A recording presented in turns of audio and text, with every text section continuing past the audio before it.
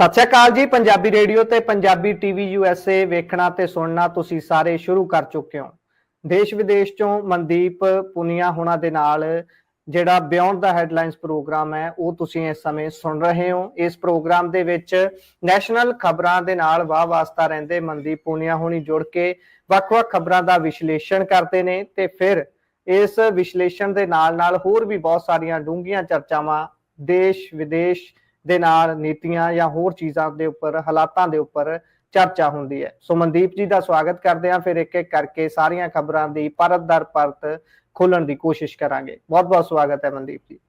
ਜੀ ਸ਼ੁਕਰੀਆ ਗੁਰਪ੍ਰੀਤ ਭਾਈ। ਸਤਿ ਸ਼੍ਰੀ ਜੀ ਅਕਾਲ ਜੀ ਸਤਿ ਸ਼੍ਰੀ ਅਕਾਲ ਜੀ। ਸੋ ਮਨਦੀਪ ਜੀ, ਖਬਰਾਂ ਦੀ ਸ਼ੁਰੂਆਤ ਜੇਕਰ ਕਰੀਏ ਤਾਂ ਦਿੱਲੀ ਦੇ ਵਿੱਚ ਪਿਛਲੇ 1.5-2 ਮਹੀਨਿਆਂ ਤੋਂ ਜਿਹੜਾ ਸਾਰਾ ਧਿਰਾਂ ਦਾ ਜ਼ੋਰ ਲੱਗਿਆ ਹੋਇਆ ਸੀ ਉਸ ਨੂੰ ਅੱਜ ਬੂਰ ਪੈਣ ਦਾ ਦਿਨ ਸੀ ਤੇ ਵੋਟਿੰਗ ਹੋ ਚੁੱਕੀ ਹੈ।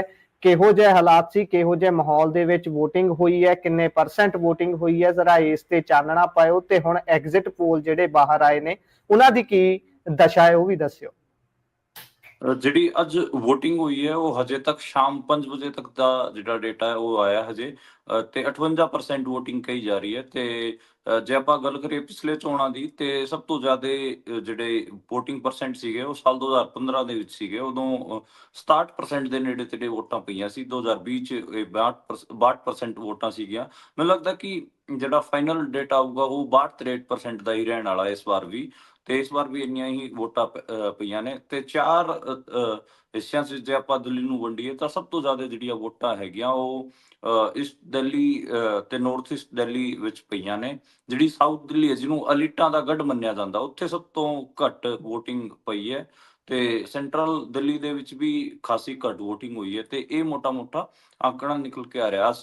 ਹੋਰ ਵੀ ਕਈ ਸਾਰੀਆਂ ਅਪਡੇਟ ਸੀਗੀਆਂ ਜਿਵੇਂ ਅੱਜ ਵੋਟਿੰਗ ਦੇ ਦੌਰਾਨ ਕਈ ਥਾਵਾਂ ਤੇ ਜਿਹੜੀ ਹੈਗੀ ਆ ਗਰਮ ਬਿਆਨਬਾਜ਼ੀ ਵੀ ਦੇਖਣ ਨੂੰ ਮਿਲੀ। ਕਈ ਥਾਵਾਂ ਤੇ ਕਈ ਚੀਜ਼ਾਂ ਵਾਪਰੀਆਂ। ਜਦੋਂ ਜੇ ਆਪਾਂ ਗੱਲ ਕਰੀਏ ਮੁਸਲਮਾਨ ਬਹੁਲ ਇਲਾਕਿਆਂ ਦੀ ਉੱਥੇ ਬੀਜੇਪੀ ਵਾਲਿਆਂ ਨੇ ਰੌਲਾ ਪਾਇਆ ਇੱਥੇ ਦੇਖੋ ਔਰਤਾਂ ਬੁਰਕਾ ਪਾ ਕੇ ਫਰਜ਼ੀ ਵੋਟਿੰਗ ਕਰ ਰਹੀਆਂ ਨੇ। ਤੇ ਉਹਦਾ ਰੀਜ਼ਨ ਇਹ ਸੀਗਾ ਕਿ ਉਹ ਦਿਨੇ ਹੀ ਜਿਹੜੀ ਬਾਕੀ ਦਿੱਲੀ ਹੈ ਉਹਨੂੰ ਕਮਿਊਨਲਾਈਜ਼ ਕਰਨ ਵਾਸਤੇ ਉੱਥੇ ਉਹ ਇਹ ਸਾਰਾ ਕਰ ਰਹੇ ਸੀਗੇ ਤਾਂ ਕਿ ਇਹ ਖਬਰਾਂ ਵਿੱਚ ਇਹ ਚੀਜ਼ ਚੱਲੇ ਤੇ ਜਿਹੜੇ ਹਿੰਦੂ ਹੈਗੇ ਆ ਉਹ ਵੀ ਜਾ ਕੇ ਮੁਸਲਮਾਨਾਂ ਨੂੰ ਹੇਟ ਕਰਨ ਵਾਲੇ ਹਿੰਦੂ ਜਾ ਕੇ ਉਹ ਐਗਰੈਸਿਵ ਵੋਟਿੰਗ ਬੀਜੇਪੀ ਵਾਸਤੇ ਕਰਨ। ਇਹ ਸਟ੍ਰੈਟੇਜੀ ਅੱਜ ਬੀਜੇਪੀ ਦੀ ਰਹੀ।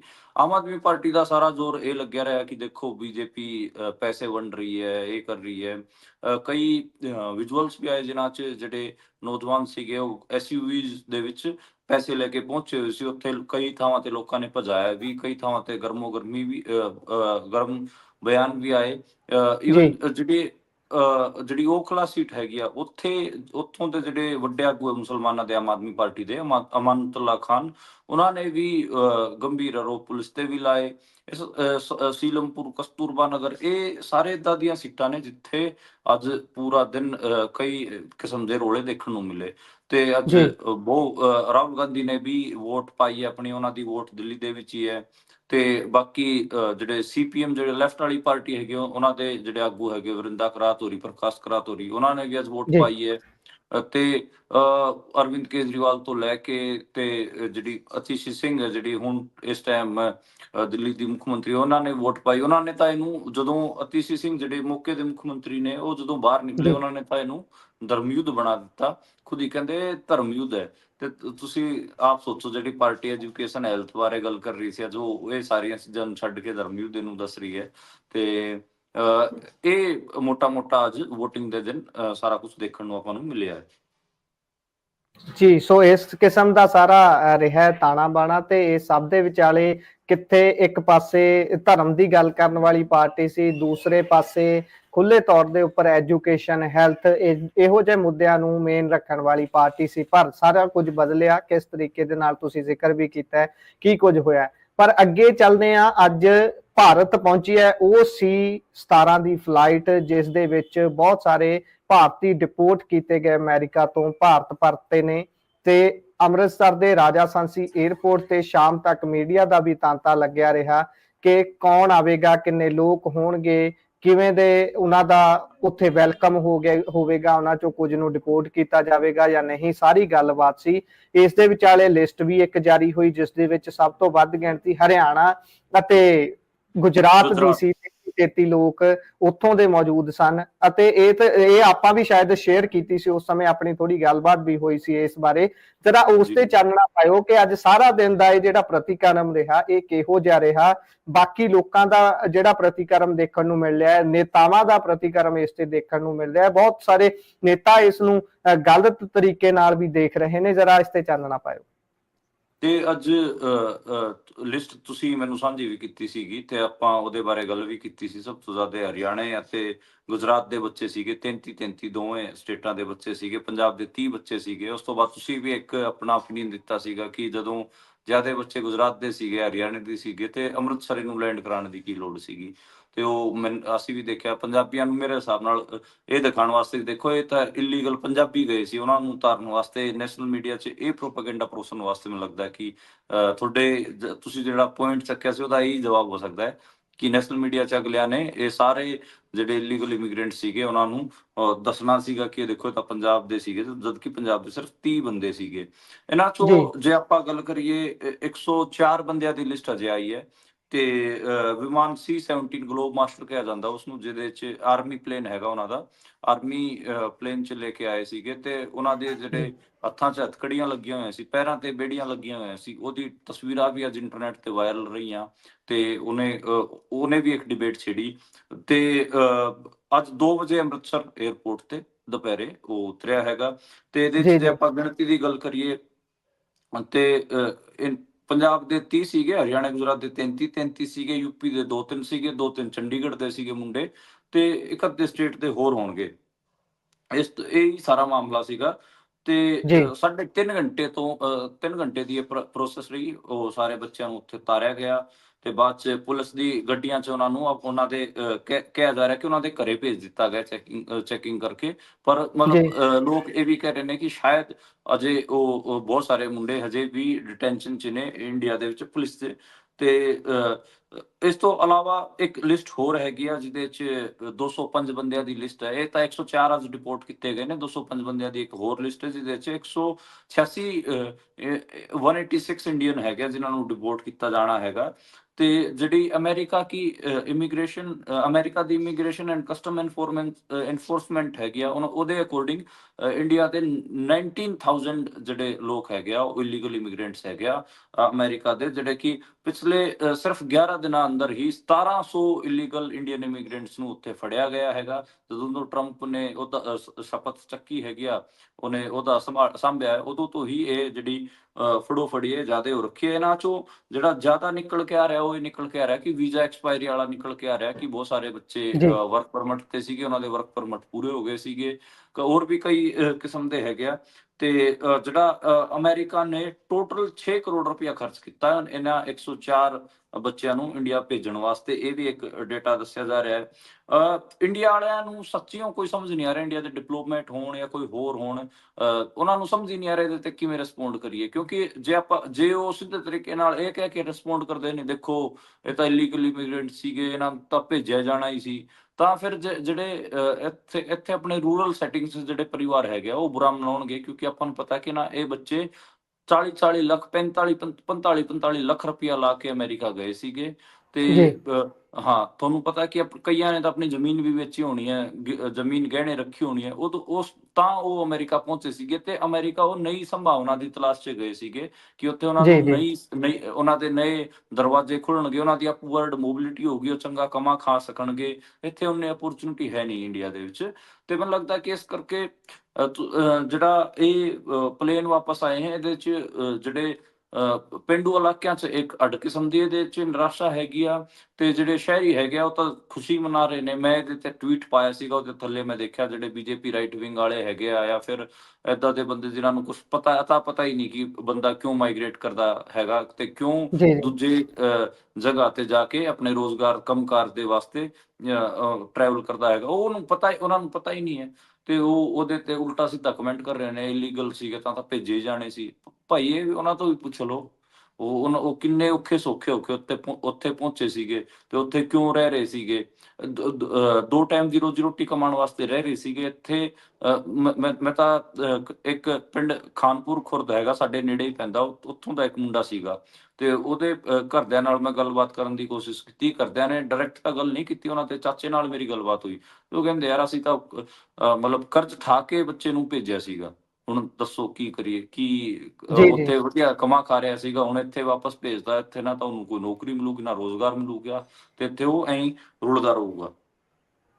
ਜੀ, ਇਹ ਤਾਂ ਹੈ। ਬਹੁਤ ਗਿਣਤੀ ਉਹਨਾਂ ਦੇ ਵਿੱਚੋਂ ਪੇਂਡੂ ਖੇਤਰ ਤੋਂ ਹੀ ਆਉਂਦੇ ਨੇ ਜਿਹੜੇ ਨੌਜਵਾਨ ਨੇ। ਇੱਕ ਹੁਸ਼ਿਆਰਪੁਰ ਦਾ ਨੌਜਵਾਨ ਸੀਗਾ ਇਸ ਦੇ ਵਿੱਚ, ਜਿਸ ਦੀ ਪਤਨੀ ਸਾਹਮਣੇ ਆਈ ਹੈ। ਉਹਨਾਂ ਦਾ ਕਹਿਣਾ ਹੈ ਕਿ ਸਾਡੇ ਨਾਲ ਤਾਂ ਏਜੰਟ ਨੇ ਵੀ ਠੱਗੀ ਕੀਤੀ ਹੈ, ਉਹਨਾਂ ਨੇ ਸਾਨੂੰ 1 ਨੰਬਰ 'ਚ ਕਹਿ ਕੇ ਭੇਜਿਆ ਸੀ, ਪਰ ਬਾਅਦ ਦੇ ਵਿੱਚ ਨੌਕਰੀ ਲਵਾਈ ਗਈ ਤੇ ਉਸ ਤੋਂ ਬਾਅਦ ਉੱਥੇ ਜਾ ਕੇ ਵੀ ਸਾਨੂੰ ਬਹੁਤ ਸਮੇਂ ਤੱਕ ਤੰਗ ਰਹਿਣਾ ਪਿਆ ਤੇ ਅੰਤ ਹੁਣ ਵਾਪਸ ਮੋੜ ਦਿੱਤਾ ਗਿਆ।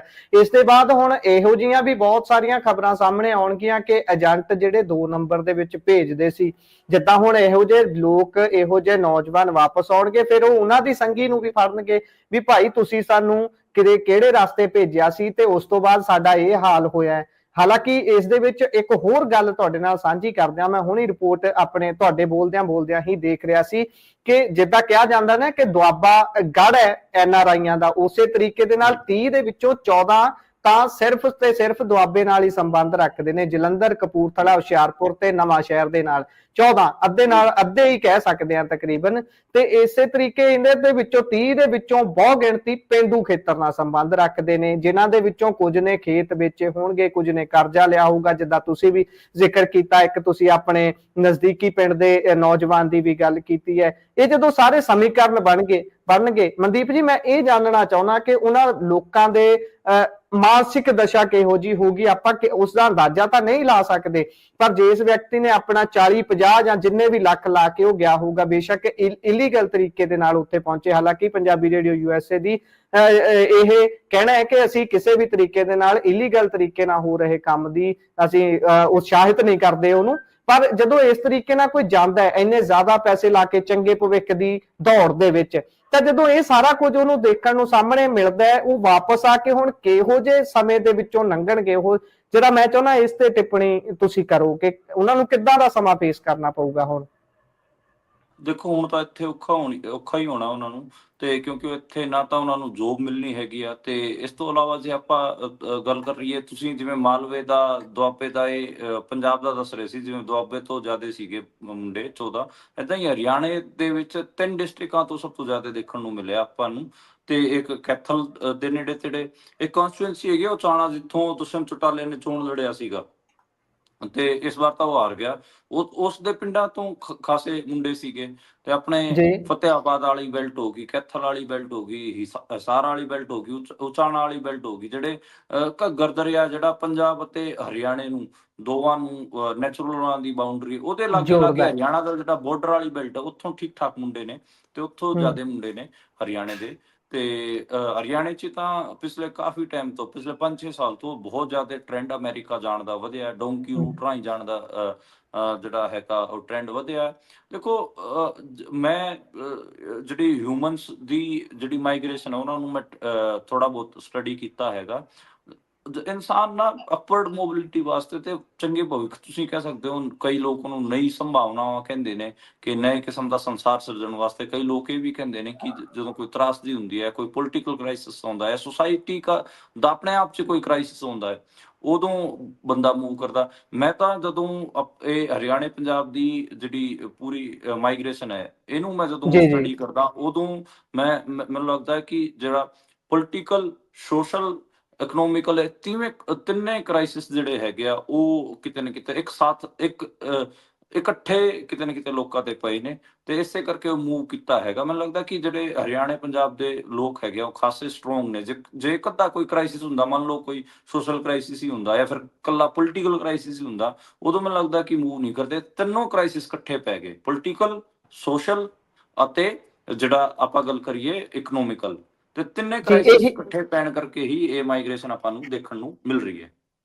ਇਹੀ ਕਾਰਨ ਹੈ ਫਿਰ ਇਹ ਵੀ ਇੱਕ ਤਰੀਕੇ ਦਾ ਡਿਪੋਰਟ ਹੋ ਕੇ ਇਸ ਤਰੀਕੇ ਨਾਲ ਉਹਨਾਂ ਦਾ ਜਹਾਜ਼ਾਂ ਚੋਂ ਹੱਥਕੜੀਆਂ ਲਵਾ ਕੇ ਉਤਰਨਾ ਸਾਡੇ ਜਿਹੜੇ ਨੇਤਾ ਨੇ ਸਾਡੇ ਜਿਹੜੇ ਪੋਲੀਟੀਸ਼ੀਅਨ ਨੇ ਉਹਨਾਂ ਦੇ ਮੂੰਹ ਤੇ ਵੀ ਚਪੇੜ ਵਰਗਾ ਹੈ ਕਿ ਤੁਸੀਂ ਉਹਨਾਂ ਨੂੰ ਇੱਥੇ ਵੀ ਚੰਗਾ ਪ੍ਰਬੰਧ ਨਹੀਂ ਦੇ ਸਕੇ ਤੇ ਜਿਸ ਜਗ੍ਹਾ ਤੇ ਉਹ ਇਸ ਭਾਲ ਚ ਗਏ ਉਹਨਾਂ ਨੇ ਆਪਣੀ ਜਗ੍ਹਾ ਨੂੰ ਸੁਰੱਖਿਅਤ ਕਰਨ ਲਈ ਵਾਪਸ ਫਿਰ ਉਹਨਾਂ ਨੂੰ ਉਸੇ ਜਗ੍ਹਾ ਤੇ ਸਿੱਟ ਦਿੱਤਾ ਜਿਹੜੇ ਮਾਹੌਲ ਤੋਂ ਬਚਣ ਦੇ ਲਈ ਜਿਹੜੇ ਮਾਹੌਲ ਤੋਂ ਚੰਗੀ ਭਾਲ ਵੱਲ ਨੂੰ ਚੰਗੇ ਪਾਸੇ ਵੱਲ ਨੂੰ ਉਹਨਾਂ ਨੇ ਰੁਖ ਕੀਤਾ ਸੀ ਇਹ ਉਹਨਾਂ ਲਈ ਵੀ ਬਹੁਤ ਵੱਡੀ ਇੱਕ ਮੈਨੂੰ ਲੱਗਦਾ ਗੱਲ ਹੈ ਕਿ ਉਹਨਾਂ ਨੂੰ ਇਸ ਤੇ ਧਿਆਨ ਦੇਣਾ ਚਾਹੀਦਾ ਮੈਨੂੰ ਲੱਗਦਾ ਅਗਲੀ ਖਬਰ ਦੇ ਵੱਲ ਜਾਣ ਦਾ ਸਮਾਂ ਹੋ ਗਿਆ ਅਗਲੀ ਖਬਰ ਜੁੜੀ ਹੋਈ ਹੈ ਜੀ ਮੋਦੀ ਸਾਹਿਬ ਦੇ ਨਾਲ ਅੱਜ ਬੇਸ਼ੱਕ ਦਿੱਲੀ ਦੇ ਵਿੱਚ ਚੋਣਾਂ ਹੋ ਰਹੀਆਂ ਸੀ ਪਰ ਮੋਦੀ ਸਾਹਿਬ ਕਿਸ਼ਤੀ ਵਿੱਚ ਬੈਠ ਕੇ ਜੋਗੀ ਹੋਣਾ ਦੇ ਨਾਲ ਤੇ ਆਨੰਦ ਮਾਣ ਰਹੇ ਸੀ ਕਹਿੰਦੇ ਉਹ ਮਹਾਕੁੰਭ ਦਾ ਤੇ ਉਹਨਾਂ ਨੇ ਅੱਜ ਸ਼ਾਇਦ ਡੁਬਕੀ ਵੀ ਲਾਈ ਹੈ ਜੀ ਹਾਂਜੀ ਅੱਜ ਉਹਨਾਂ ਨੇ ਡੁਬਕੀ ਲਾਈ ਹੈਗੀ ਆ ਤੇ ਵੀਵੀਆਈਪੀ ਪ੍ਰੋਟੋਕੋਲ ਫੋਲੋ ਕੀਤਾ ਗਿਆ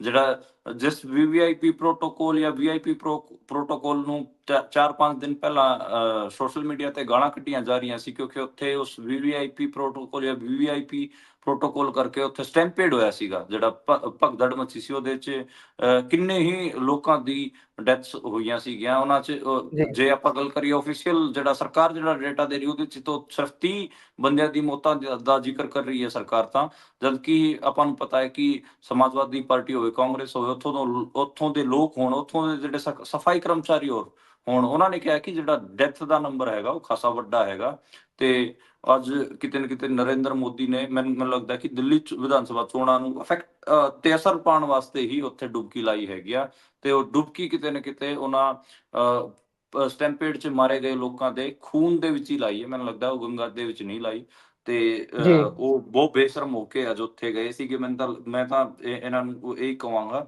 ਤੇ ਅੱਜ ਸਟੀਮਰ ਦੇ ਵਿੱਚ ਉਹਨਾਂ ਨੇ ਸੰਗਮ ਵਿੱਚ ਐਂਟਰੀ ਲਿੱਤੀ ਹੈਗੀ ਆ ਤੇ ਸਾਰਾ ਆਪਾਂ ਦੇਖ ਰਹੇ ਸੀ ਨੈਸ਼ਨਲ ਮੀਡੀਆ ਸਾਰਾ ਉਹਨਾਂ ਨੂੰ ਦਿਖਾ ਰਿਹਾ ਸੀਗਾ ਤੇ ਇੱਧਰ ਦਿੱਲੀ ਦੇ ਵਿੱਚ ਵੋਟਾਂ ਪੈ ਰਹੀਆਂ ਸੀ ਤੇ ਉਹ ਜਿਹੜੀ ਹਿੰਦੂ ਭੀੜ ਹੈਗੀ ਆ ਉਹਨੂੰ ਦਿਖਾਉਣ ਵਾਸਤੇ ਕਿਤੇ ਨਾ ਕਿਤੇ ਕੀਤਾ ਜਾ ਰਿਹਾ ਮੈਨੂੰ ਲੱਗਦਾ ਕਿ ਇਹਦੇ ਬਾਰੇ ਆਪਾਂ ਗੱਲ ਕਰਨ ਦੀ ਬਜਾਏ ਜਿਹੜਾ ਐਗਜ਼ਿਟ ਪੋਲ ਹੈਗਾ ਦਿੱਲੀ ਦਾ ਕਿਉਂਕਿ ਦਿੱਲੀ ਵਿਧਾਨ ਸਭਾ ਚੋਣਾਂ ਵਾਸਤੇ ਹੀ ਅੱਜ ਇਹ ਕੀਤਾ ਸੀ ਨਰਿੰਦਰ ਮੋਦੀ ਨੇ ਤੇ ਇਹਦਾ ਠੀਕ ਹਾਂ ਤੇ ਮੈਨੂੰ ਲੱਗਦਾ ਕਿ ਇਹਦਾ ਮਾੜਾ ਮੋਟਾ ਅਸਰ ਵੀ ਪਿਆ ਹੋਊਗਾ ਕਿਉਂਕਿ ਲੋਕ ਦੇਖਦੇ ਨੇ ਸਾਰੀਆਂ ਚੀਜ਼ਾਂ ਜਿਹੜਾ ਤੁਸੀਂ ਇਹਨੂੰ ਬੇਰ ਸਿੰਬੋਲਿਜ਼ਮ ਕਹਿ ਸਕਦੇ ਹੋ ਕਿ ਸਿਰਫ ਸਿੰਬੋਲਿਜ਼ਮ ਹੈਗਾ ਇਹ ਲੇਕਿਨ ਅੱਜ ਕੱਲ ਸੋਸ਼ਲ ਮੀਡੀਆ ਰਾਹੀਂ ਜਾਂ ਖਬਰਾਂ ਰਾਹੀਂ ਲੋਕ ਸਿਰਫ ਸਿੰਬੋਲਿਜ਼ਮ ਨੂੰ ਹੀ ਮੇਨ ਚੀਜ਼ ਮੰਨ ਲੈਂਦੇ ਨੇ ਤੇ ਇਹ ਸਿੰਬੋਲਿਕ ਐਕਟ ਸੀਗਾ ਨਰਿੰਦਰ ਮੋਦੀ ਦਾ ਆਪਣੇ ਆਪ ਨੂੰ ਹਿੰਦੂਤਵਾ ਦਾ ਲੀਡਰ ਦਿਖਾਉਣ ਦਾ ਤੇ ਉਹਦਾ ਅਸਰ ਮੈਨੂੰ ਲੱਗਦਾ ਕਿ ਦਿੱਲੀ ਵਿਧਾਨ ਸਭਾ ਚੋਣਾਂ 'ਚ ਵੀ ਗਿਆ ਹੈਗਾ ਜੀ ਜੀ ਸੋ ਅਸਰ ਤਾਂ ਜ਼ਰੂਰ ਪਿਆ ਹੋਊਗਾ ਕਿਉਂਕਿ ਇਹਨਾਂ ਦੇ ਕੋਲ ਪਤਾ ਨਹੀਂ ਇਹੋ ਜਿਹੀਆਂ ਕਿਹੜੀਆਂ ਕੰਪਨੀਆਂ ਨੇ ਜਿਹੜੀ ਇੰਨੀ ਚੰਗੇ ਤਰੀਕੇ ਨਾਲ ਇਹਨਾਂ ਨੂੰ ਰਣਨੀਤੀ ਬਣਾ ਕੇ ਇੰਨੇ ਚੰਗੇ ਤਰੀਕੇ ਨਾਲ ਰਣਨੀਤੀ ਘੜ ਕੇ ਇਹਨਾਂ ਦੇ ਅੱਗੇ ਰੱਖਦੀਆਂ ਨੇ ਕਿ ਲੱਭ ਲੈਂਦੇ ਨੇ ਕਿ ਕਿਹੜੀ ਘਟਨਾ ਦਾ ਲਾਹਾ ਕਿਸ ਤਰੀਕੇ ਦੇ ਨਾਲ ਲੈਣਾ ਹੈ ਬੇਸ਼ੱਕ ਉਹ ਘਟਨਾ ਛੋਟੀ ਹੋਵੇ ਬੇਸ਼ੱਕ ਉਹ ਘਟਨਾ ਵੱਡੀ ਹੋਵੇ ਉਧਰ ਰਾਜ ਸਭਾ ਤੇ ਲੋਕ ਸਭਾ ਦਾ ਸੈਸ਼ਨ ਵੀ ਚੱਲ ਰਿਹਾ ਹੈ ਇਜਲਾਸ ਚੱਲ ਰਿਹਾ ਹੈ ਉੱਥੇ ਆਏ ਦਿਨ ਪਟਾਕੇ ਪਾਉਣ ਵਾਲੀਆਂ ਸਪੀਚਾਂ ਸੁਣਨ ਨੂੰ ਮਿਲਦੇ ਜੀ ਜੀ ਗੁਰਪ੍ਰੀਤ ਆਪਾਂ ਇਹਦੇ ਨਾਲ ਹੀ ਐਗਜ਼ਿਟ ਪੋਲ ਆਏ ਨੇ ਉਹਨਾਂ ਬਾਰੇ ਵੀ ਗੱਲ ਕਰ ਲੈਂਦੇ ਆ ਜਿਹੜੇ ਜੀ ਉਸ ਤੋਂ ਪਹਿਲਾਂ ਆਪਾਂ ਉਹਦੇ ਬਾਰੇ ਪਹਿਲਾਂ ਗੱਲ ਕਰ ਲੈਂਦੇ ਆ ਮੈਂ ਤੁਹਾਡੇ ਤੋਂ ਇਹੀ ਪੁੱਛ ਲੈਣਾ ਪਹਿਲਾਂ ਫਿਰ ਆਪਾਂ ਰਾਜ ਸਭਾ ਲੋਕ ਸਭਾ ਤੇ ਚਲੇ ਜਾਵਾਂਗੇ ਮਾਫੀ ਚਾਹਣਾ ਐਗਜ਼ਿਟ ਪੋਲ ਤੇ ਜ਼ਰਾ ਤੁਸੀਂ ਪਾਓ ਚਾਨਣਾ ਕਿ ਕਿਸ ਤਰੀਕੇ ਦੇ ਐਗਜ਼ਿਟ ਪੋਲ ਸਾਹਮਣੇ ਆ ਰਹੇ ਨੇ ਜਿਹੋ ਜੀਆਂ ਗੱਲਾਂ ਇੰਟਰਨਲ ਰਿਪੋਰਟਾਂ ਆਮ ਆਦਮੀ ਪਾਰਟੀ ਨੂੰ ਆ ਰਹੀਆਂ ਸੀ ਜਿਹਨੇ ਚਿੰਤਾ ਵਧਾਈ ਹੋਈ ਸੀ ਉਹਨਾਂ ਦੀ ਉਹੋ ਜੇ ਕੁਝ ਦੇਖਣ ਨੂੰ ਮਿਲਿਆ ਐਗਜ਼ਿਟ ਪੋਲਾਂ ਦੇ ਵਿੱਚ ਕਿਹੜੇ ਪਾਸੇ ਨੂੰ ਜ਼ਿਆਦਾ ਚੜ੍ਹਤ ਹੈ ਬੇਸ਼ੱਕ ਜੇ ਕਾਂਗਰਸ ਦੀ ਗੱਲ ਕਰ ਲਈਏ ਉਹ ਤਾਂ ਇਸੇ ਦੌੜ 'ਚ ਪਏ ਹੋਏ ਸੀ ਵੀ ਅਸੀਂ ਕਿਸੇ ਤਰੀਕੇ ਸਾਡੀ ਵੋਟ ਪ੍ਰਤੀਸ਼ਤਤਾ ਹੀ ਵੱਧ ਜਾਵੇ ਸਾਨੂੰ ਬਹੁਤੀਆਂ ਸੀਟਾਂ ਆਉਣ ਨਾ ਆਉਣ ਉਸ ਨਾਲ ਕੋਈ ਫਰਕ ਨਹੀਂ ਪੈਂਦਾ ਉਹੋ ਜੀ ਉਹਨਾਂ ਨੇ ਪਰਫਾਰਮੈਂਸ ਕੀਤੀ ਉਹੋ ਜੇ ਉਹਨਾਂ ਨੇ ਉੱਥੇ ਜਿਹੜਾ ਕਹਿ ਲਈਏ ਰੈਲੀਆਂ ਦਾ ਦੌਰ ਰੱਖਿਆ ਤੇ ਭਾਜਪਾ ਨੇ ਵੱਡੇ ਨੇਤਾ ਸਾਰੇ ਮੈਦਾਨ 'ਚ ਰੱਖੇ ਤੇ ਉਹਨਾਂ ਨੇ ਜੱਜ ਕੇ ਉੱਥੇ ਸਾਰਾ ਕੁਝ ਕੀਤਾ ਤੇ ਕੇਜਰੀਵਾਲ ਨੇ ਵੀ ਜ਼ੋਰ ਲਾਇਆ ਪਰ ਹੁਣ ਐਗਜ਼ਿਟ ਪੋਲ ਕੀ ਦੱਸ ਰਹੇ ਨੇ ਦੇਖੋ ਐਗਜ਼ਿਟ ਪੋਲ ਜੇ ਆਪਾਂ ਕਹੀਏ ਕਿ ਜਿਹੜੇ ਨੈਸ਼ਨਲ ਮੀਡੀਆ ਦੇ ਵਿੱਚ ਦਿਖਾਏ ਜਾਂਦੇ ਨੇ ਉਹਨਾਂ ਚੋਂ ਟੋਟਲ 11 ਵੱਡੇ ਐਗਜ਼ਿਟ ਪੋਲ ਨੇ ਉਹਨਾਂ ਚੋਂ ਸਿਰਫ ਦੋ exit poll Aam Aadmi party ਦੀ ਸਰਕਾਰ ਬਣਾ ਰਹੇ ਨੇ ਬਾਕੀ 9 ਐਗਜ਼ਿਟ ਪੋਲ ਜਿਹੜੇ ਕਿ ਮੇਨ ਸਟ੍ਰੀਮ ਨਿਊਜ਼ ਚੈਨਲਾਂ ਦੇ ਐਗਜ਼ਿਟ ਪੋਲ ਹੈਗੇ ਆ ਉਹ ਉੱਥੇ ਬੀਜੇਪੀ ਦੀ ਸਰਕਾਰ ਬਣਾ ਰਹੇ ਨੇ ਕਿ ਉੱਥੇ ਆਮ ਆਦਮੀ ਪਾਰਟੀ ਹਾਰ ਰਹੀ ਹੈ ਤੇ ਬੀਜੇਪੀ 26 ਸਾਲਾਂ ਬਾਅਦ ਦਿੱਲੀ ਦੇ ਵਿੱਚ ਦੁਬਾਰੇ ਤੋਂ ਹਕੂਮਤ ਵਿੱਚ ਆ ਰਹੀ ਹੈ। ਇਹ ਦੇਖਣ ਨੂੰ ਮਿਲਿਆ। ਜੇ ਮੈਂ ਮੋਟਾ-ਮੋਟਾ ਮੇਰੇ ਲੈਪਟਾਪ ਸਕਰੀਨ ਤੋਂ ਜੇ ਐਗਜ਼ਿਟ ਪੋਲਾਂ ਬਾਰੇ ਪੜ੍ਹਦਾ ਤਾਂ ਮੈਂ ਤੁਹਾਨੂੰ ਦੱਸ ਦਿੰਨਾ।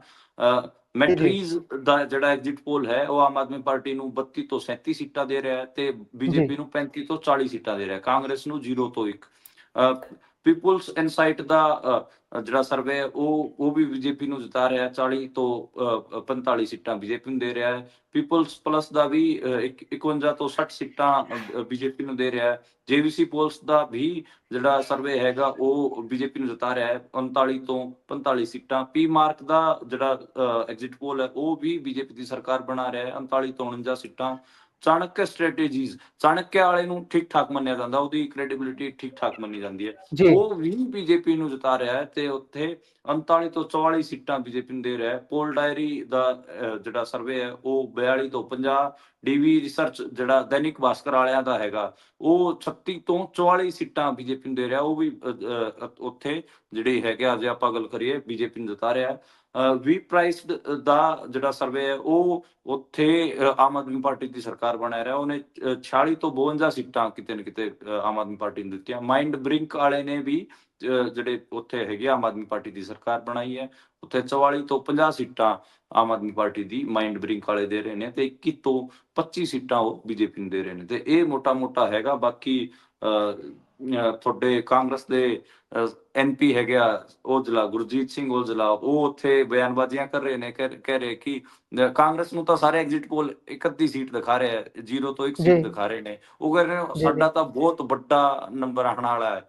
ਗੁਰਪ੍ਰੀਤ, ਮੈਂ ਤਾਂ ਇਹ ਕਹਿਣਾ ਚਾਹਾਂਗਾ ਗੁਰਜੀਤ ਔਜਲਾ ਜੀ, ਕੀ ਨੰਬਰ ਆਊਗਾ ਦੱਸ ਤਾਂ ਦਿਓ। ਕਾਂਗਰਸ ਉੱਥੇ 4% ਵੋਟ ਪਿਛਲੇ ਸਾਲ ਸੀਗੇ। ਇਸ ਵਾਰ ਮੈਨੂੰ ਲੱਗ ਰਿਹਾ ਕਿ ਉਹਨਾਂ ਦਾ 2-3% ਹੋਰ ਵੱਧ ਜਾਊਗਾ। ਤੁਸੀਂ ਸਿਰਫ ਔਰ ਸਿਰਫ ਆਮ ਆਦਮੀ ਬੀਜੇਪੀ ਨੂੰ ਉੱਥੇ ਜਿਤਾਉਣ ਵਾਸਤੇ ਤੇ ਆਮ ਆਦਮੀ ਪਾਰਟੀ ਨੂੰ ਹਰਾਉਣ ਵਾਸਤੇ ਉੱਥੇ ਚੋਣ ਲੜ ਰਹੇ ਸੀਗੀ। ਇੰਨੀ ਸਿੱਧੀ ਗੱਲ ਤੁਸੀਂ ਪਤਾ ਨਹੀਂ ਕਹਿ ਕਿਉਂ ਨਹੀਂ ਪਾ ਰਹੇ। ਜੀ ਜੀ ਇੱਕ ਤਰੀਕੇ ਦੇ ਨਾਲ ਆਪਣੇ ਜਿਹੜੇ ਨੇਤਾ ਨੇ ਉਹਨਾਂ ਦਾ ਮੁਰਾਲ ਵੀ ਤਾਂ ਆਪ ਰੱਖਣਾ ਨਾ, ਇਹੋ ਜਿਹੀਆਂ ਗੱਲਾਂ ਕਹਿ ਕੇ 8 ਤਰੀਕ ਤੱਕ ਉਹਨਾਂ ਨੂੰ ਟਰਾਸ ਤਾਂ ਦੇਣਾ ਹੈ ਨਾ ਵੀ ਭਾਈ ਕੋਈ ਨਾ ਆਪਾਂ ਪਹੁੰਚ ਰਹੇ ਹਾਂ, ਲਾਗੇ ਜਾ ਰਹੇ ਹਾਂ, ਆਪਾਂ ਕੁਝ ਕਰਦੇ ਹਾਂ। ਪਰ ਜਿਸ ਤਰੀਕੇ ਦੇ ਨਾਲ ਤੁਸੀਂ ਗਿਣਾਏ ਨੇ, ਕੋਈ 40 ਤੋਂ 45, ਕੋਈ 51 ਤੋਂ 60 ਤੇ ਕੋਈ 39 ਤੋਂ 45, ਤਕਰੀਬਨ ਬਹੁਤੇ ਜਿਹੜੇ ਐਗਜ਼ਿਟ ਪੋਲ ਨੇ ਉਹ ਭਾਜਪਾ ਦੀ ਸਰਕਾਰ ਬਣਦੀ ਹੋਈ ਦਿਖਾ ਰਹੇ ਨੇ। ਇਸ ਤੋਂ ਪਹਿਲਾਂ ਵੀ ਜਦੋਂ ਆਪਾਂ ਇਲੈਕਸ਼ਨ ਵਾਲੇ ਦਿਨ ਤੋਂ ਪਹਿਲਾਂ ਵੀ ਗੱਲਾਂ ਕਰ ਰਹੇ ਸੀ ਤਾਂ ਤਕਰੀਬਨ ਆਪ ਅਤੇ ਭਾਜਪਾ ਦੇ ਵਿਚਾਲੇ ਮੁਕਾਬਲੇ ਦੀਆਂ ਹੀ ਗੱਲਾਂ ਚੱਲ ਰਹੀਆਂ ਸੀ। ਹੁਣ ਵੇਖਦੇ ਹਾਂ 8 ਤਰੀਕ ਨੂੰ ਨਤੀਜਾ ਕੀ ਨਿਕਲਦਾ, ਪਰ ਅੱਗੇ ਚੱਲਦੇ ਹਾਂ ਰਾਜ ਸਭਾ ਤੇ ਲੋਕ ਸਭਾ ਦੇ ਜਿਹੜੇ ਇਜਲਾਸ। ਜੀ ਅੱਛਾ, ਇਹਦੇ 'ਚ ਮੈਂ ਕਮੈਂਟ ਕਰਨਾ ਚਾਹਾਂਗਾ ਜੀ ਗੁਰਪ੍ਰੀਤ। ਜੀ ਜ਼ਰੂਰ। ਮੈਂ ਆਪਣਾ ਆંકੜਾ ਦੱਸਣਾ ਹੋਵੇ ਤਾਂ ਮੈਨੂੰ ਲੱਗਦਾ ਕਿ 42 ਤੋਂ 47 ਸੀਟਾਂ ਆਮ ਆਦਮੀ ਪਾਰਟੀ ਦੀਆਂ ਆ ਰਹੀਆਂ ਨੇ। ਆਮ ਆਦਮੀ ਪਾਰਟੀ ਉੱਥੇ ਸਰਕਾਰ ਬਣਾਊਗੀ ਦਿੱਲੀ ਦੇ ਵਿੱਚ। 42 ਤੋਂ 47 ਸੀਟਾਂ ਉਹਨਾਂ ਦੀ ਆ ਸਕਦੀਆਂ ਨੇ। ਇਹ ਮੇਰਾ ਇੱਕ ਮੋਟਾ ਐਨਾਲਿਸਿਸ ਹੈਗਾ। ਤੇ ਜੇ ਆਪਾਂ ਗੱਲ ਕਰੀਏ ਜਿਹੜੇ ਉੱਥੋਂ ਦੇ ਆਗੂ ਨੇ ਦਿੱਲੀ ਦੇ 'ਚ, ਮਨੋਜ ਤਿਵਾੜੀ ਹੋਣ ਬੀਜੇਪੀ ਦੇ, ਉਹਨਾਂ ਨੇ ਕਿਹਾ ਕਿ ਅਸੀਂ ਤਾਂ ਮਤਲਬ ਕਲੀਨ ਸਵੀਪ ਕਰਨ ਜਾ ਰਹੇ ਹਾਂ, ਅਸੀਂ ਤਾਂ 60 ਤੋਂ ਜ਼ਿਆਦਾ ਸੀਟਾਂ ਲੈ ਕੇ ਜਾਵਾਂਗੇ। ਜਿਹੜੇ ਸੁਸ਼ੀਲ ਹੂੰ ਗੁਪਤਾ ਹੋ ਗਏ ਆਮ ਆਦਮੀ ਪਾਰਟੀ ਦੇ ਰਾਜ ਸਭਾ ਸਾਂਸਦ, ਉਹਨਾਂ ਨੇ ਕਿਹਾ ਕਿ ਇਹ ਤਾਂ ਦੇਖੋ ਇਹ ਤਾਂ ਧੋਖਾਧੜੀ ਹੈਗੀ ਆ। ਹੂੰ ਲੋਕਾਂ ਦੇ ਮਾਰਕੀਟ ਚੋਂ ਪੈਸੇ ਕਿਤੇ ਨਾ ਕਿਤੇ ਲਵਾਉਣ ਵਾਸਤੇ, ਮਾਰਕੀਟ ਨੂੰ ਅਪ ਰੱਖਣ ਵਾਸਤੇ ਇਹ ਬੀਜੇਪੀ ਦੇ ਹੱਥ 'ਚ ਇਹ ਕੀਤਾ ਗਿਆ ਹੈਗਾ। ਤੇ ਸਾਰਾ ਮਾਮਲਾ ਆਪਾਂ ਨੂੰ ਦੇਖਣ ਨੂੰ ਮਿਲ ਰਿਹਾ ਹੈ। ਤੇ ਜਿਹੜੀ ਕਾਂਗਰਸ ਦੇ ਆਗੂ ਦਾ ਮੈਂ ਬਿਆਨ ਦੇ ਦਿੱਤਾ। ਜਿਹੜਾ ਜੀ ਜੀ ਆਪਾਂ ਨੂੰ ਦੇਖਣ ਨੂੰ ਮਿਲ ਰਿਹਾ ਕਿ ਜਿਹੜੇ ਆਮ ਆਦਮੀ ਪਾਰਟੀ ਦੇ ਆਗੂ ਹੈਗੇ ਉਹ ਲਗਾਤਾਰ ਆਪਣੇ ਵਰਕਰਾਂ ਨੂੰ ਮੋਟੀਵੇਟ ਰੱਖਣ ਦੀ ਕੋਸ਼ਿਸ਼ ਕਰ ਰਹੇ ਨੇ, ਕਿਉਂਕਿ ਮੋਰਾਲ ਤਾਂ ਹੂੰ ਡਾਊਨ ਕਿਤੇ ਨਾ ਕਿਤੇ ਹੋਇਆ ਹੀ ਹੈ। ਤੁਸੀਂ ਸਹੀ ਕਿਹਾ ਕਿ ਜਿਹੜੇ ਇਹ ਆਗੂ ਹੈਗੇ ਉਹ 8 ਤਰੀਕ ਤੱਕ ਤਾਂ ਹੀ ਮੋਰਾਲ ਅਪ ਰੱਖਣ ਵਾਸਤੇ ਲਗਾਤਾਰ ਸਟੇਟਮੈਂਟਾਂ ਸਿੱਟਣਗੇ। ਪਰ ਮੈਨੂੰ ਲੱਗਦਾ ਕਿ ਮੇਰਾ ਜਿਹੜਾ ਆંકੜਾ ਹੈਗਾ ਉਹ ਵੀ ਆਉਣਾ ਚਾਹੀਦਾ। ਮੈਨੂੰ ਲੱਗ ਰਿਹਾ ਕਿ 42 ਤੋਂ 47 ਸੀਟਾਂ ਆਮ ਆਦਮੀ ਪਾਰਟੀ ਉੱਥੇ ਜਿੱਤ ਰਹੀ ਹੈ। ਜੀ ਮੈਂ ਖਾਸ ਤੌਰ ਤੇ ਡਾਇਰੀ ਤੇ ਤੁਹਾਡਾ ਆંકੜਾ ਲਿਖ ਲਿਆ ਹੈ ਮਨਦੀਪ ਜੀ, ਤੇ ਆਪਾਂ ਅੱਗੇ ਵਧਦੇ ਹਾਂ, ਦੇਖਾਂਗੇ 8 ਤਰੀਕ ਨੂੰ। ਜੀ ਹਾਂ, ਓਦਾਂ ਭਵਿੱਖਬਾਣੀ ਕਰਨ ਦਾ ਇੱਕ ਨੁਕਸਾਨ ਇਹ ਹੁੰਦਾ, ਜੇ ਗਲਤ ਸਾਬਤ ਹੋ ਗਈ ਤਾਂ ਤੁਸੀਂ ਮੇਰੇ 8 ਤਰੀਕ ਨੂੰ ਮਜ਼ੇ ਲਾਓਗੇ। ਤੁਸੀਂ ਜੀ ਮੇਰੇ ਟੀਚਰਾਂ ਕਰੋਗੇ ਮੈਨੂੰ। ਜੀ ਨਹੀਂ ਨਹੀਂ ਨਹੀਂ, ਟਿਚਣਾ ਨਹੀਂ ਕਰਾਂਗੇ ਆਪਾਂ। ਇੱਕ ਹੁੰਦਾ ਹੈ ਨਾ ਜਰਨਲਿਸਟ ਦਾ ਨਜ਼ਰੀਆ ਵੀ ਹੁੰਦਾ ਹੈ, ਉਸਨੇ ਵੀ ਘੋਖਿਆ ਹੁੰਦਾ ਹੈ ਆਖਿਰਕਾਰ ਘੁੰਮ ਕੇ ਸਾਰਾ ਕਿ ਕਿਹੋ ਜਿਹਾ ਮਾਹੌਲ ਚੱਲ ਰਿਹਾ ਹੈ। ਤੋ ਵੇਖਾਂਗੇ ਬਣਦਾ ਕੀ ਹੈ। 8 ਤਰੀਕ ਨੂੰ ਨਤੀਜੇ ਸਾਰੇ ਸਾਫ਼ ਹੋ ਜਾਣੇ ਨੇ ਤੇ ਬਹੁਤੇ ਲੀਡਰਾਂ ਨੂੰ ਤਾਂ ਵੈਸੇ ਹੁਣ ਤੋਂ ਹੀ ਕੰਧ ਤੇ ਲਿਖਿਆ ਪੜ੍ਹ ਲੈਣਾ ਚਾਹੀਦਾ ਹੈ। ਨਜ਼ਰ ਬਹੁਤਾ ਕੁਝ ਆ ਹੀ ਜਾਂਦਾ ਹੁੰਦਾ ਹੈ ਮਾਹੌਲ ਤੋਂ ਹੀ ਦੇਖ ਕੇ। ਅੱਗੇ ਚੱਲਦੇ ਹਾਂ, ਲੋਕ ਸਭਾ ਤੇ ਰਾਜ ਸਭਾ ਸੈਸ਼ਨ ਚੱਲ ਰਿਹਾ ਹੈ ਤੇ ਆਏ ਦਿਨ ਧਮਾਕੇਦਾਰ ਸਪੀਚਾਂ ਉਤੋਂ ਸਾਹਮਣੇ ਆਉਂਦੀਆਂ ਨੇ, ਜਨਤਕ ਹੁੰਦੀਆਂ ਨੇ ਸੋਸ਼ਲ ਮੀਡੀਆ ਤੇ ਉੱਪਰ। ਤੇ ਹੁਣ ਕਿਹੋ ਜਿਹਾ ਚੱਲ ਰਿਹਾ ਸੈਸ਼ਨ? ਅੱਜ ਦੀ ਕੋਈ ਕਾਰਵਾਈ ਵੱਡੀ ਦੱਸ ਦਿਓ ਜਰਾ। ਦੇਖੋ ਅੱਜ ਤਾਂ ਇੱਕ ਇਹ ਦੇਖਣ ਨੂੰ ਮਿਲਿਆ ਕਿ ਜਿਹੜੇ ਸਾਬਕਾ ਪ੍ਰਧਾਨ ਮੰਤਰੀ ਰਹੇ ਨੇ ਇੰਡੀਆ ਦੇ, ਚੰਦਰ ਸ਼ੇਖਰ, ਉਹਨਾਂ ਦੇ ਮੁੰਡੇ ਨੂੰ ਅੱਜ ਮਲਿਕਾਰਜੁਨ ਖੜਗੇ ਨੇ, ਜਿਹੜੇ ਕਾਂਗਰਸ ਦੇ ਰਾਸ਼ਟਰ ਪ੍ਰਧਾਨ ਨੇ, ਉਹਨਾਂ ਨੇ ਜੀ ਧਮਕਾਤਾ। ਹਾਂ, ਅਸਲ 'ਚ ਜਿਹੜੇ ਮਲਿਕਾਰਜੁਨ ਖੜਗੇ ਸੀਗੇ, ਉਹ ਖੜੇ ਹੋ ਕੇ ਰਾਜ ਸਭਾ 'ਚ ਕੁਝ ਗੱਲਾਂ ਕਹਿ ਰਹੇ ਸੀਗੇ, ਜਿਹਦੇ 'ਚ ਉਹ ਸਟੈਂਪੇਡ ਦੀ ਗੱਲ ਵੀ ਕਹਿ ਰਹੇ ਸੀ ਤੇ ਇੱਕ ਦੋ ਚੀਜ਼ਾਂ ਹੋਰ ਕਹਿ ਰਹੇ ਸੀ। ਤੇ ਉਦੋਂ ਹੀ ਜਿਹੜੇ ਨੀਰਜ ਹੈਗੇ ਆ, ਨੀਰਜ ਸ਼ੇਖਰ, ਚੰਦਰ ਸ਼ੇਖਰ ਦਾ ਮੁੰਡਾ, ਜਿਹੜਾ ਅੱਜ ਕੱਲ ਬੀਜੇਪੀ 'ਚ ਸ਼ਾਮਿਲ ਹੋ ਗਿਆ। ਉਦਾਂ ਤਾਂ ਉਹਨਾਂ ਦੇ ਫਾਦਰ ਤਾਂ ਸੋਸ਼ਲਿਸਟ ਰਹੇ, ਹਮੇਸ਼ਾ ਸਮਾਜਵਾਦੀ ਰਹੇ। ਉਹਨਾਂ ਦਾ ਮੁੰਡਾ ਦੇਖੋ ਅੱਜ ਜੀ। ਬੀਜੇਪੀ 'ਚ ਬੈਠਾ ਹੈ, ਸਮਾਜਵਾਦੀਆਂ ਦਾ ਮੁੰਡਾ। ਤੇ ਹੂੰ। ਤੁਸੀਂ ਹਿਸਾਬ ਲਾਓ ਕਿੰਨੇ ਹਾਸੇ ਵਾਲੀ ਗੱਲ ਹੈ। ਤੇ ਜਦੋਂ ਬਾਰ-ਬਾਰ ਬੋਲ ਰਹੇ ਸੀ, ਉਦੋਂ ਚੰਦਰ ਸ਼ੇਖਰ ਦਾ ਮੁੰਡਾ ਬਾਰ-ਬਾਰ ਉਹਨਾਂ ਨੂੰ ਤੰਗ ਕਰਿਆ ਸੀ। ਮਲਿਕਾਰਜੁਨ ਖੜਗੇ ਨੇ ਕਿਹਾ ਕਿ ਸੁਣੋ, तुम्हारा बाप मेरा दोस्त था, हम दोनों साथ जेल में गए, ठीक है, तुम जी। बीच में मत टोको, मैंने तुम्हें देखा है बड़े होते हुए, तुम क्या कर रहे हो और कहाँ बैठे हो। ਤੇ ਉਸ ਤੋਂ ਬਾਅਦ ਉਹਨਾਂ ਨੇ ਇੰਨੀ ਸਟੇਟਮੈਂਟ ਦੇਣ ਤੋਂ ਬਾਅਦ ਜਿਹੜੇ ਸਪੀਕਰ ਸੀਗੇ ਰਾਜ ਸਭਾ ਦੇ, ਜਗਦੀਪ ਜੀ। ਧਨਖੜ, ਉਹ ਖੜ ਗਏ, ਕਹਿੰਦੇ ਤੁਸੀਂ ਇਹਨਾਂ ਨੂੰ ਕਿਵੇਂ ਤਾਂ ਬੋਲ ਸਕਦੇ ਹੋ, ਇਹ ਹੈ ਉਹ ਹੈ। ਤੇ ਉਹਨਾਂ ਨੇ ਖਾਮਖਾਈ ਰੋਲਾ ਪਾ ਲਿਆ ਕਿ ਤੁਸੀਂ ਸ਼ਬਦ ਵਾਪਸ ਲਓ। ਮਲਿਕਾਰਜੁਨ ਖੜਗੇ ਨੇ ਕਿਹਾ ਕਿ ਜੀ। ਮੈਂ ਕੋਈ ਸ਼ਬਦ ਵਾਪਸ ਨਹੀਂ ਲੈਣੇ। ਇਹ ਕਿਵੇਂ ਬਦਤਮੀਜੀ ਕਰ ਰਿਹਾ ਹੈ, ਇਹਦਾ ਬਾਪ ਤੇ ਮੈਂ ਦੋਵੇਂ ਇਕੱਠੇ ਪੋਲਿਟਿਕਸ ਕਰਦੇ ਰਹੇ ਹਾਂ। ਤੇ ਉਸ ਤੋਂ ਬਾਅਦ ਮਤਲਬ ਮਾਮਲਾ ਹੀ ਗਰਮਾ ਗਰਮੀ ਦੇ ਵਿੱਚ ਨਿਕਲਿਆ। ਬਾਕੀ ਅੱਜ ਜਿਹੜੀ ਇੱਕ ਲੋਕ ਸਭਾ ਤੋਂ ਇੱਕ ਚੀਜ਼ ਦੇਖਣ ਨੂੰ ਮਿਲੀ, ਉਹ ਸੀਗੀ ਪ੍ਰਧਾਨ ਮੰਤਰੀ ਫਸਲ ਬੀਮਾ ਯੋਜਨਾ ਦੇ ਪ੍ਰੀਮੀਅਮ ਬਾਰੇ ਹਰਿਆਣੇ ਦੇ ਇੱਕ ਐਮਪੀ ਨੇ ਸਵਾਲ ਪੁੱਛਿਆ ਸੀਗਾ ਸ਼ਿਵਰਾਜ ਚੌਹਾਨ ਤੋਂ। ਸ਼ਿਵਰਾਜ ਚੌਹਾਨ ਨੂੰ ਕੋਈ ਜਵਾਬ ਤੋਂ ਆਇਆ ਨਹੀਂ। ਉਹਨਾਂ ਨੇ ਪ੍ਰੋਪੇਗੈਂਡੇ ਵਾਲੀ ਗੱਲ ਕੀਤੀ। ਜਿਹੜੇ ਅਸਾਰ ਜੀ। ਤੋਂ ਸਾਂਸਦ ਨੇ ਹਰਿਆਣੇ ਦੇ ਕਾਂਗਰਸ ਦੇ, ਅਸਾਰ ਤੋਂ, ਤੇ ਉਹਨਾਂ ਨੇ ਜੇਪੀ, ਤੇ ਜੇਪੀ ਨੇ ਉਹਨਾਂ ਨੂੰ ਪੁੱਛਿਆ ਕਿ ਜਿਵੇਂ ਫਸਲ ਬੀਮਾ ਯੋਜਨਾ 'ਚ ਜਿਹੜੀ ਇਕਾਈ ਮੰਨੀ ਜਾਂਦੀ, ਯੂਨਿਟ ਮੰਨੀ ਜਾਂਦੀ, ਉਹ ਕਿਸਾਨ ਨੂੰ ਨਹੀਂ ਮੰਨਿਆ ਜਾਂਦਾ, ਉਹ ਪਿੰਡ ਨੂੰ ਮੰਨਿਆ ਜਾਂਦਾ। ਜਿਵੇਂ ਹੜ੍ਹ ਆਊਗਾ ਜਾਂ ਸੋਕਾ ਪਊਗਾ, ਤੇ ਉਹ ਕਿਤੇ ਨਾ ਕਿਤੇ ਉੱਥੇ ਇੱਕ ਪਿੰਡ ਦੇ, ਮੰਨ ਲਓ ਕੁਝ ਕਿਸਾਨਾਂ ਦੇ ਹੀ ਖੇਤਾਂ 'ਚ ਫਰਕ ਪਿਆ, ਫਸਲ 'ਚ ਫਰਕ ਪਿਆ, ਉਹਨਾਂ ਨੂੰ ਯੂਨਿਟ ਨਹੀਂ ਮੰਨਿਆ ਜਾਂਦਾ, ਪਿੰਡ ਨੂੰ ਯੂਨਿਟ ਮੰਨਿਆ ਜਾਂਦਾ। ਜੇ ਤੇ ਪਿੰਡ ਦੇ ਵਿੱਚ 50% ਤੋਂ ਜ਼ਿਆਦਾ ਨੁਕਸਾਨ ਹੈ, ਉਦੋਂ ਹੀ ਫਸਲ ਬੀਮਾ ਯੋਜਨਾ ਨੂੰ ਉੱਥੇ ਲਾਗੂ ਕੀਤਾ ਜਾਂਦਾ। ਇਹਦੇ ਤੇ ਸ਼ਿਵਰਾਜ ਚੌਹਾਨ ਨੇ ਨਹੀਂ, ਏਦਾਂ ਦੀ ਕੋਈ ਗੱਲ ਨਹੀਂ ਹੈ। ਉਹਨਾਂ ਨੇ ਜੀ। ਜਾਂਦੇ ਜੀ। ਜਾਂਦੇ ਇਹ ਵੀ ਕਮੈਂਟ ਕਰਤਾ ਸੀਗਾ ਜੇਪੀ ਨੇ ਕਿ ਤੁਸੀਂ ਸਾਰਾ ਨਾਸ ਮਾਰਤਾ ਬੀਜੇਪੀ ਵਾਲਿਆਂ ਨੇ ਕਿਸਾਨਾਂ ਦਾ। ਤੇ ਸ਼ਿਵਰਾਜ ਚੌਹਾਨ ਨੇ ਉਹਨੂੰ ਜੀ। ਐਕਸਪਲੇਨ ਕਰਨ ਦੀ ਕੋਸ਼ਿਸ਼ ਕੀਤੀ, ਯੂਪੀਏ ਤੇ ਕਾਂਗਰਸ ਤੇ ਆਰੋਪ ਲਾਏ ਕਿ ਨਹੀਂ ਨਹੀਂ ਤੁਸੀਂ ਨੁਕਸਾਨ ਕੀਤਾ, ਜਦੋਂ ਤੋਂ ਅਸੀਂ ਆਏ ਹਾਂ ਅਸੀਂ ਤਾਂ ਕਿਸਾਨਾਂ ਨੂੰ ਮੁਆਵਜ਼ੇ ਦੇ ਰਹੇ ਹਾਂ। ਉਹਨਾਂ ਨੇ ਕੁਝ ਉਹ ਵੀ ਦੱਸਣ ਦੀ ਕੋਸ਼ਿਸ਼ ਕੀਤੀ। ਪਰ ਹੈਰਾਨੀ ਵਾਲੀ ਗੱਲ ਹੈ ਕਿ ਹਜੇ ਤੱਕ ਜਿਹੜਾ ਖਨੌਰੀ ਬਾਰਡਰ ਅਤੇ ਸ਼ੰਭੂ ਬਾਰਡਰ ਤੇ ਜਿਹੜਾ ਅੰਦੋਲਨ ਚੱਲ ਰਿਹਾ ਹੈ, ਜੀ। ਉੱਥੇ ਕੀ ਹੋ ਰਿਹਾ, ਉਹਦੇ ਬਾਰੇ ਲੋਕ ਸਭਾ ਦੇ ਵਿੱਚ ਸ਼ਿਵਰਾਜ ਸਿੰਘ ਚੌਹਾਨ ਦੇ ਮੂੰਹੋਂ ਕੁਝ ਵੀ ਨਿਕਲਿਆ ਨਹੀਂ ਹੈ। ਮੈਨੂੰ ਲੱਗਦਾ ਕਿ ਜੀ। ਪੰਜਾਬ ਜਿਹੜੇ ਸਾਂਸਦ ਹੈਗੇ ਆ, ਜਿੰਨੇ ਵੀ ਐਮਪੀ ਹੈ ਪੰਜਾਬ ਤੋਂ, ਉਹ ਲਗਾਤਾਰ, ਕਿਉਂਕਿ 13 ਪੰਜਾਬ ਤੋਂ ਨੇ, ਤੇ ਜੇ ਆਪਾਂ ਹਰਿਆਣੇ ਦੇ ਮੰਨ ਲਈਏ ਕਿ 5 ਓਪੋਜੀਸ਼ਨ ਐਮਪੀਜ਼ ਹਰਿਆਣੇ ਤੋਂ ਵੀ ਨੇ, 13 ਔਰ 5 18 ਹੋ ਜਾਂਦੇ ਨੇ। 18 ਦੇ 18 ਐਮਪੀਜ਼ ਨੂੰ ਲਗਾਤਾਰ ਰੌਲਾ ਪਾ ਕੇ ਰੱਖਣਾ ਚਾਹੀਦਾ। ਤੇ ਸ਼ਿਵਰਾਜ ਸਿੰਘ ਚੌਹਾਨ ਜਿਹੜੇ ਖੇਤੀਬਾੜੀ ਮੰਤਰੀ ਹੈਗੇ ਆ, ਉਹਨਾਂ ਦੇ ਕਿਤੇ ਨਾ ਕਿਤੇ ਉਹਨਾਂ ਨੂੰ ਤੰਗ ਕਰਨਾ ਚਾਹੀਦਾ। ਤੇ ਇਹ ਜੀ। ਜਿਹੜਾ ਖਨੌਰੀ ਬਾਰਡਰ ਤੇ ਸ਼ੰਭੂ ਬਾਰਡਰ ਤੇ ਅੰਦੋਲਨ ਚੱਲ ਰਿਹਾ, ਉਹਦੇ ਬਾਰੇ ਲਗਾਤਾਰ ਰੌਲਾ ਪਾਉਣਾ ਚਾਹੀਦਾ। ਪਰ ਏਦਾਂ ਦਾ ਆਪਾਂ ਨੂੰ ਹਜੇ ਤੱਕ ਤਾਂ ਦੇਖਣ ਨੂੰ ਮਿਲਿਆ ਨਹੀਂ। ਇਹ ਹੀ ਸੀਗਾ ਅੱਜ ਕੋਈ ਜ਼ਿਆਦਾ ਮਤਲਬ ਇੱਕ ਚੀਜ਼ ਹੋਰ ਹੈਗੀ ਆ ਰਾਜ ਸਭਾ ਦੇ ਵਿੱਚ, ਜਿਹੜੇ ਆਰਜੇਡੀ ਦੇ ਵੱਡੇ ਆਗੂ ਹੈਗੇ ਆ, ਪ੍ਰੋਫੈਸਰ ਮਨੋਜ ਹੋਰੀ, ਪ੍ਰੋਫੈਸਰ ਮਨੋਜ ਝਾ ਨੇ ਬਹੁਤ ਮਾਰਕੇ ਦੀ ਗੱਲ ਕਹੀ ਆ। ਉਹਨਾਂ ਨੇ 2-3 ਚੀਜ਼ਾਂ ਦਾ ਜ਼ਿਕਰ ਕੀਤਾ। ਉਹਨਾਂ ਨੇ ਇੰਟਰਨਲ ਜੀ। ਡੈਮੋਕ੍ਰੇਸੀ ਬਾਰੇ ਕਮਾਲ ਦੀ ਗੱਲ ਕਹੀ। ਉਹਨਾਂ ਦੀ ਚੀਜ਼ਾਂ ਸੁਣਨ ਵਾਲੀਆਂ ਹੁੰਦੀਆਂ ਨੇ। ਤੇ ਉਹਨਾਂ ਨੇ ਜਿਹੜਾ ਇਹ ਬਾਬਾ, ਜਿਹੜੇ ਹਿੰਦੂਤਵਾ ਦੇ ਬਾਬਾ ਬਣੇ ਬੈਠੇ ਨੇ, ਬਾਬਾ ਦੀ ਫੈਕਟਰੀ ਬਾਰੇ ਉਹਨਾਂ ਨੇ ਕਿਹਾ ਕਿ ਇਹ ਜੋ ਬਾਬਾओं की फैक्ट्री, ਹਿੰਦੀ ਚ ਕਿਹਾ ਉਹਨਾਂ ਨੇ, ਮੈਂ ਐਗਜ਼ੈਕਟਲੀ ਕੋਟ ਕਰ ਦੇਣਾ, ਉਹਨਾਂ ਨੇ ਕਿਹਾ ਕਿ ਜਿਹੜਾ जो ये बाबाओं की फैक्ट्री बनते जा रहे हैं, इनके ऊपर जी। भी रोक लगनी चाहिए। ये कोई अच्छी बातें तो फैलाते नहीं। भारत के संविधान के अनुसार भी हमें साइंटिफिक टेम्परामेंट की आगे वैज्ञानिक जो दृष्टिकोण है उसकी तरफ बढ़ना चाहिए, ना कि हमें हम्म। इन बाबाओं को की तरफ बढ़ना चाहिए। बाबा लगातार लोगों को गुमराह कर रहे हैं, लगातार लोगों में अफवाहबाजी और ये सारी चीजें कर रहे हैं। तो प्रोफेसर मनोज झा ने ਇਹ ਦੋ ਤਿੰਨ ਚੀਜ਼ਾਂ ਚਿੰਨ੍ਹਿਤ ਕੀਤੀਆਂ। ਉਹਨਾਂ ਨੇ ਕਮਿਊਨਲਾਈਜੇਸ਼ਨ ਤੇ ਵੀ ਬੋਲਿਆ, ਉਹਨਾਂ ਨੇ ਜਿਹੜਾ ਇੰਟਰਨਲ ਡੈਮੋਕ੍ਰੇਸੀ ਬਾਰੇ, ਤੇ ਇਹ ਜਿਹੜੇ ਅੰਧ ਵਿਸ਼ਵਾਸ ਫੈਲਾਉਣ ਵਾਲੇ ਬਾਬਾ ਹੈਗੇ ਉਹਨਾਂ ਬਾਰੇ ਵੀ ਉਹਨਾਂ ਨੇ ਗੱਲ ਕਹੀ ਹੈਗੀ। ਜੀ ਜੀ। ਸੋ ਕਾਫੀ ਚੰਗੀਆਂ ਸਪੀਚਾਂ ਵੀ ਸਾਹਮਣੇ ਆਉਂਦੀਆਂ ਨੇ, ਜਿਸ ਦੇ ਵਿੱਚ ਕਈ ਵਾਰੀ ਇੰਨਾ ਜ਼ਿਆਦਾ ਤਲਖੀ ਵੱਧ ਜਾਂਦੀ ਹੈ ਕਿ ਫਿਰ ਸਥਗਿਤ ਤੋਂ ਸਥਗਿਤ ਕਰਦਿਆਂ ਦਿਨ ਹੀ ਖਤਮ ਕਰ ਦਿੱਤਾ ਜਾਂਦਾ ਹੈ।